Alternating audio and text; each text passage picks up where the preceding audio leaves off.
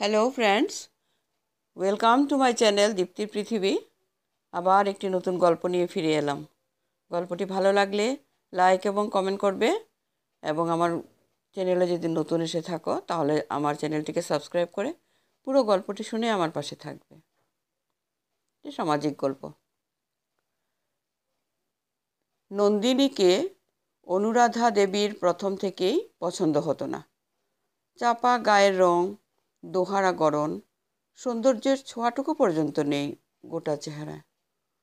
অথচ তার অনির্বাণের কি সুন্দর চেহারা, যাকে এক কথায় সুপুরুষ বলা যায়।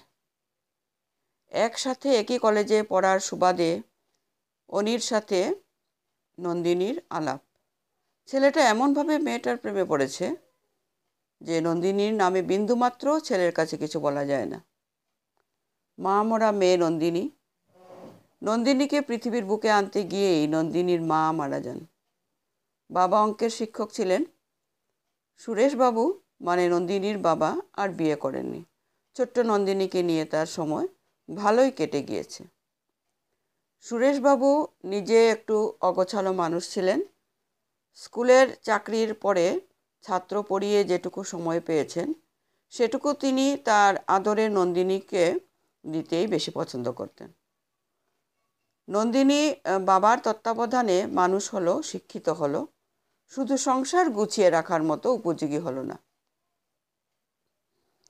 কলেজের প্রথম বর্ষে নন্দিনী যখন অঙ্কে অনার্স নিয়ে ঢোকে তখনই অনির্বাণের সাথে আলাপ হয় ওর। ছেলেটি বেশ প্রাণবন্ত, পড়াশোনাতেও বেশ ভালো, পদার্থবিজ্ঞানের ছাত্র। প্রথমে বন্ধুত্ব, তারপর প্রেম।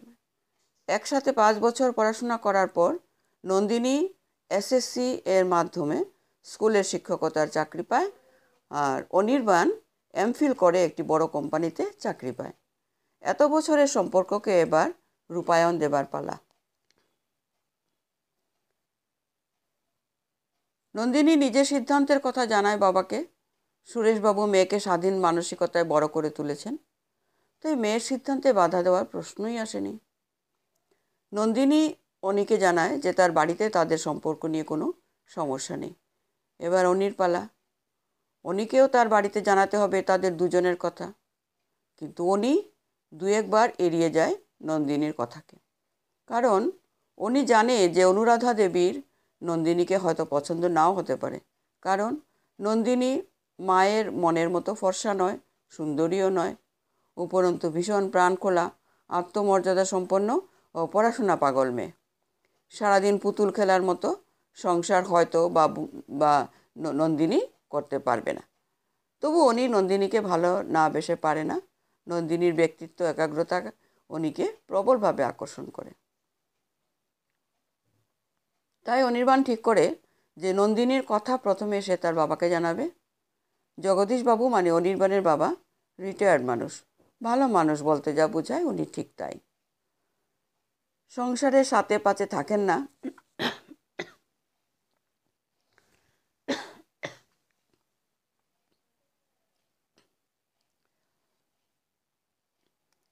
সংসারের সাথে পাচে থাকেন না। অনুরাধা দেবীর অঙ্গুলি হেলনেই সংসার চলে। তবুও যদি বাবাকে রাজি করানো যায় তবে হয়তো অনুরাধা দেবীও বিশেষ আপত্তি করবেন না। প্রথম যেদিন অনির্বাণ নন্দিনীকে তাদের বাড়িতে নিয়ে আসে সেদিনই অনুরাধা দেবীর মনে কেমন একটা সন্দেহের সূত্রপাত হয়। যে ছেলে কোনোদিন কোনো মেয়ের সাথে মেলামেশা করেনি সে কিনা আজ বাড়িতে একটি মেয়েকে নিয়ে আসছে বাবা মায়ের সাথে আলাপ করাতে।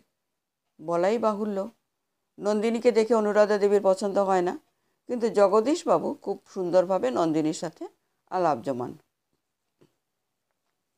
নন্দিনী বাড়ি থেকে চলে গেলে অনির্বাণ বাড়িতে নন্দিনীর কথাটা পারে, আর প্রথমেই অনুরাধা দেবী একটু আপত্তি জানান। মেয়ে দেখতে সুন্দর নয় সে কথা তো আর বলতে পারেন না। উনি জানান যে ওনারা ঘরোয়া মেয়ে চাই, আর ছেলের বউ হিসাবে তাই প্রয়োজন। কিন্তু উনি স্পষ্ট জানিয়ে দেয় যে সে নন্দিনীকে ছাড়া আর কাউকে বিয়ে করবে না। অনুরাধা দেবী কী করে বোঝাবেন যে সুশ্রী না হওয়াটাই শেষ কথা নয়। নন্দিনীর মতো এত স্বাধীন মানসিকতার মানুষ, তারপর প্রায় ছেলের সমতুল্য বিদ্যে, চাকুরিরতা, স্বাবলম্বী বউ ঘরে এলে অনুরাধা দেবীর সংসারের উপর এতদিনের আধিপত্য যে হারিয়ে যেতে পারে। এর মধ্যে সুরেশবাবু মারা যান। বাবাকে হারিয়ে নন্দিনী যখন বিধ্বস্ত, তখন জগদীশবাবু নন্দিনীর মাথায় পিতৃসুলভ হাত রাখেন। স্বামী ছেলে যখন দুজনেই বেঁকে বসে, তখন অনুরাধা দেবীর আর বিশেষ কিছু করার থাকে না। অনির্বাণের বউ হিসাবে নন্দিনীর প্রবেশ ঘটে অনুরাধা দেবীর সংসারে। বাবাকে হারিয়েও যেন বাবাকে হারাননি নন্দিনী। জগদীশবাবুর সাথে খুব ভাব, কিন্তু নন্দিনীর কপালে মা জুটল না। অনুরাধা দেবী তার শাশুড়ি হয়েই রয়ে গেলেন, মা হতে পারলেন না। নন্দিনীকে নিয়ে প্রথম থেকে বিভিন্ন বিষয়ে অনুরাধা দেবী বিভিন্ন প্রকার আপত্তিকর আচরণ ও মন্তব্য করতে থাকেন, যা নন্দিনীর ব্যক্তিত্বে বারবার হানা দেয়। খারাপ লাগলে অনির সাথে ওর সম্পর্কের কথা ভেবে চুপ করে থাকে। দিনের শেষে মাঝে মাঝে অনির কাছে দুঃখ প্রকাশ করে। তাতে অনি কখনো সান্ত্বনা দেয়, বলে একটু মানিয়ে গুছিয়ে নাও। আবার কখনো প্রচণ্ড রেগে যায় নন্দিনীর উপর। ভালোভাবে রান্না সামলাতে পারে না বলে, ঘর দুয়ার ভালোভাবে গুছিয়ে রাখতে পারে না বলে শাশুড়ির নিত্য নতুন অপমান নন্দিনীকে সহ্য করতে হয়। তবুও সে চুপ করে থাকে। কিন্তু যখন তার আত্মসম্মানে ঘা দেন উনি, তখন আর নন্দিনী চুপ করে থাকতে পারে না, প্রতিবাদ করেই উঠে। সংসারে মাঝে মধ্যে ঝামেলা লেগে থাকে।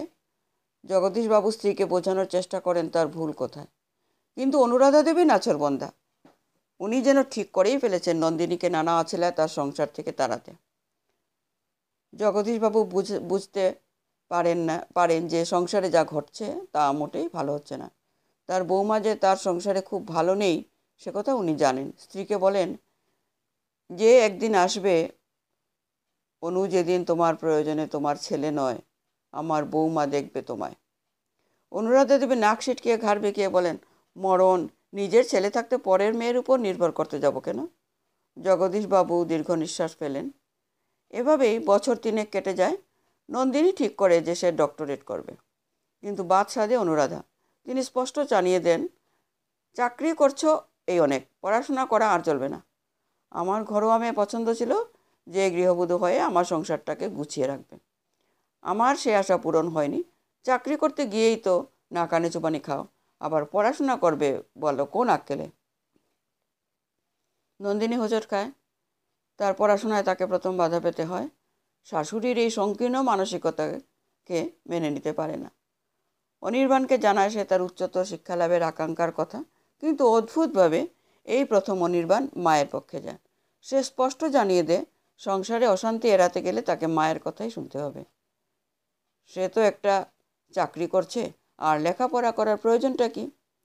নন্দিনী ভীষণভাবে ধাক্কা খায়, ভাবে যে সংসারে স্বাধীনভাবে বাঁচার অধিকার নেই, এই সংসারে সে থাকবে না। কিন্তু বাবার মুখের দিকে তাকিয়ে বাড়ি ছাড়তে পারে না। এত অশান্তির মধ্যেও যেন সংসারে হঠাৎ খুশির হাওয়া খেলে। নন্দিনী সন্তান সম্ভবা হয়, কিন্তু সে খুশিও খুব বেশি দিন স্থায়ী হয় না। একদিন স্কুল যাওয়ার পথে পড়ে যায় নন্দিনী, আর তার সন্তান পৃথিবীর আলো দেখার আগে মায়ের গর্ভে চিরনিদ্রায় শায়িত হয়। নন্দিনীর এই অপরাধ আর ক্ষমা পায় না। অনুরাধা দেবী অনির কানে নিরন্তর বিষ ঢেলে যেতে থাকেন নন্দিনীর বিরুদ্ধে। সন্তান হারানোর দুঃখে অনি এটা ভুলে যায়, সে একা নয়, নন্দিনীও হারিয়েছে সেই অমূল্য সম্পদকে। যে মানুষটার চোখে নন্দিনী একদিন তার প্রতি সম্মান আর ভালোবাসা দেখেছিল, সেই মানুষটার দৃষ্টিতে তার প্রতি ঘৃণা আর চূড়ান্ত অবহেলাকে সে মেনে নিতে পারে না। নন্দিনী ঠিক করে যে সে সংসার ত্যাগ করবে। এক জায়গায় থেকে একে অপরকে অসম্মান করার চেয়ে দূরে থেকে একে অপরের প্রতি শ্রদ্ধা জ্ঞাপন করাটা অনেক স্বাস্থ্যকর ও নৈতিক। এবার আসরে নামলেন অনুরাধা দেবী। যাবে যখন চিরতরে যাও, অনিকে ডিভোর্স দিতে হবে তোমায়। জগদীশবাবুর বুকটা কেঁপে ওঠে। তার বৌমাকে তিনি হারাবেন, কিন্তু অদৃষ্টকে খণ্ডায় কে? ডিভোর্সের 6 মাসের মাথায় অনুরাধা দেবী প্রায় জেদ করেই আবার ছেলের বিয়ে দিয়ে দিলেন। মেয়েটি গ্র্যাজুয়েট, চাকরি বাকরি করে না, দরকার কি? আর উনি তো মোটা মাইনের চাকরি করে, রূপের আলোয় সংসারটাকে সারাদিন ঝলমল করে রাখবে। জগদীশবাবুর বৌমা বিদেয় নিয়ে তার সংসারে অনুরাধা দেবীর পুত্রবধূর প্রবেশ ঘটেছে। অনুরাধা দেবী ভীষণ খুশি। সুখী গৃহকোণ যদি এবার তৈরি হয়। সুতপা মানে তার পুত্রবধূ রূপে, গুণে, দুয়েতেই একেবারে মা লক্ষ্মী। কি সুন্দর রান্না করে ঘরদোর গুছিয়ে রাখে, সকাল সন্ধ্যে সবাইকে নিজের হাতে খেতে দেয়। এই না হলে পুত্রবধূ? এর মধ্যেই জগদীশবাবু এই সংসারের নাটক থেকে মুক্তি পান। যাওয়ার আগে স্ত্রীকে আবার একই কথা বলে যান, তোমার প্রয়োজনে তোমার ছেলে, তোমার পুত্রবধূ তোমায় দেখবে না, দেখবে আমার বৌমা। স্বামীকে হারিয়ে অনুরাধা দেবীর মন ভারাক্রান্ত। এতদিনের সাথীর চলে যাওয়া এই সময় সুতপা সুন্দরভাবে সব সামলিয়ে নিয়েছে। অনুরাধা দেবীর প্রথম ভুল ভাঙে যেদিন তিনি অনির জন্মদিনে পায়েস বানাবেন দেখে রান্নাঘরে ঢোকেন। সুতপা তাকে স্পষ্ট জানিয়ে দেয় যে তার অনুমতি ছাড়া যেন সংসারের কোনো বিষয়ে অনুরাধা সিদ্ধান্ত না নেয়। এক লহমায় সে উপলব্ধি করে যে তার সংসারের লক্ষ্মী, তার আদরের পুত্রবধূ কিভাবে তার সন্তান, তার সংসার, এমনকি তার স্বাধীনতাটুকুও ছিনিয়ে নিয়েছে। সেদিন সে প্রথম বুঝতে পারে তার পুত্রবধূ ও তার স্বামীর বৌমার মধ্যে পার্থক্য কোথায়। এভাবেই সংসারের এক কোণে পড়ে থেকে দিন কাটাচ্ছিল অনুরাধা দেবীর। নন্দিনীর বিরুদ্ধে কতই না অভিযোগ করত সে অনির কাছে। আজ কি অভিযোগ করবে সে? সুতপা যে তারই পছন্দের। এর মধ্যেই অদৃষ্ট নিষ্ঠুর প্রতিশোধ নেয় অনুরাধার কাছে। অনির প্রমোশন হয়, যার সুবাদে তাকে 3 বছরের জন্য দেশের বাইরে গিয়ে কাজ করতে হবে। কিন্তু সুতপা এসে দাঁড়ায় মাকে নিয়ে। মাকে কোথায় রেখে যাবে সে? সুতপা তো অনুরাধার দায়িত্ব নিতে নারাজ। সে স্পষ্ট জানিয়ে দেয় যে সে শাশুড়ির কোনো দায়িত্ব নিতে পারবে না। অগত্যা ঠিক হয়, এই 3 বছর অনুরাধার স্থান হবে বৃদ্ধাশ্রম। অনুরাধা আবার দেখে বৌমা বনাম পুত্রবধূকে, কিন্তু তার আজ আর কিছু বলার নেই। অগত্যা বৃদ্ধাশ্রম যাওয়ার দিন আসন্ন হলো। বাড়ি থেকে বেরোনোর সময় অনুরাধা ঈশ্বরের কাছে তার সমস্ত অপরাধের জন্য ক্ষমা প্রার্থনা করলো, আর কামনা করলো যে আর যেন তাকে এ বাড়িতে ফিরে আসতে না হয়। আজ সত্যিই নিজের সিদ্ধান্তে অনুশোচনা হয় অনুরাধার। যে সুতপাকে সে একদিন তার ঘরে নিয়ে এসেছিল, সেই সুতপাই তাকে আজ চলে যাওয়ার দিনে ছাড়তে আসলো না। নিজের প্রতি রাগেই তার ভীষণ কান্না পেল। তাদের গাড়িটা কখন বৃদ্ধাশ্রমে এসে পৌঁছেছে অনুরাধা খেয়ালই করেনি। গাড়ি থেকে নামতে হবে তার একটুও ইচ্ছে করছিল না, তবুও নামতে তো হবেই। গাড়ির দরজা খুলে মাটিতে পা রাখতে যাবে, হঠাৎ দেখে সে জগদীশবাবুর বৌমা। কোথায় যাচ্ছ মা? ওই বৃদ্ধাশ্রম তোমার জন্য নয়। নিজের মেয়ে থাকতে কোনো মা বৃদ্ধাশ্রমে যায় নাকি? চলো বাড়ি ফিরে চলো। বড় অভিমানে অনুরাধা বলে ওঠে, আমার কোনো বাড়ি নেই। নন্দিনী দুহাত জুড়ে অনুরাধাকে জড়িয়ে ধরে বলে, আমার বাড়ি তোমার বাড়ি মা। মা মেয়েতে মিলে থাকবো। তুমি তোমার সংসার গুছিয়ে রাখবে, আর আমি স্কুলের শেষে তোমার সাথে অনেকটা সময় কাটাতে পারবো। একসাথে দিনগুলি বেশ কাটবে। আমি কখনো মায়ের আদর পাইনি, দেবে আমায় তোমার ভালোবাসা। অনুরাধা আর নিজেকে ধরে রাখতে পারে না, নন্দিনীকে ধরে হাউ হাউ করে কেঁদে ওঠে। নন্দিনী ওকে পরম আদরের কাছে টেনে নেয়, কিন্তু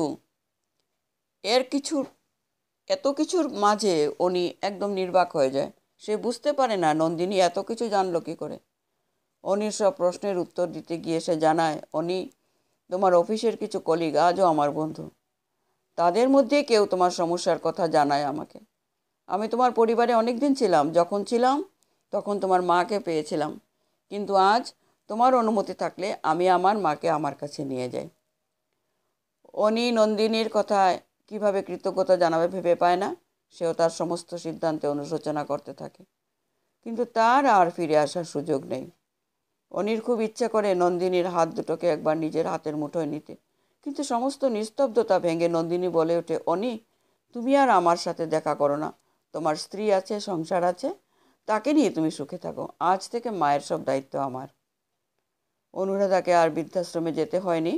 জগদীশবাবুর বৌমা তাকে যেতে দেয়নি সেখানে। আজ তাই বারবার অনুরাধা দেবীর মনে পড়ে তার স্বামীর কথা।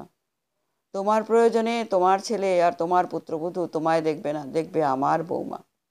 সে কথাটি অনুরাধা দেবীর পুত্রবধূ জগদীশবাবুর বৌমার কাছে হেরে গিয়েছে, সাথে হেরেছেন অনুরাধা দেবী নিজেও। কিন্তু এই পরাজয়ের মধ্যেও যে এত আনন্দ, তা আজ প্রথম উপলব্ধি করলেন অনুরাধা দেবী। আর সেই উপলব্ধিতেই তার আজ গৃহপ্রবেশ হবে, মাতৃরূপে, জননী রূপে। নমস্কার, আজকের গল্পটি এখানে শেষ করছি।